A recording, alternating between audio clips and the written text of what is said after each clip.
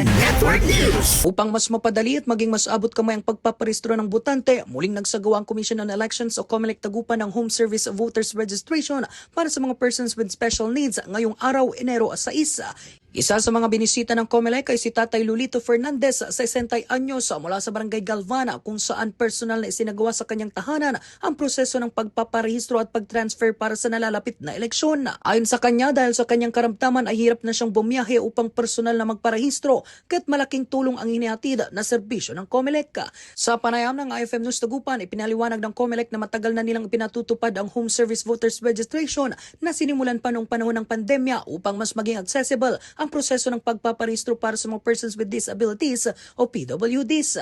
Dagdag pa ng ahensya, pinapayagan ang mga lehitimong assessors na tumulong sa mga PWD alinsunod sa umiiral na mga patakaran sa halalan. Hinikayat din ng COMELEC ang mga PWD at ang kanilang mga katuwang na makipag-ugnayan sa kanilang tanggapan para sa voters registration at iba pang serbisyong may kaugnayan sa halalan. Kasama mo mula rito sa FM News Tagupan, ito si Idol Nilmoyano, Tatak RMN. RMN Network News.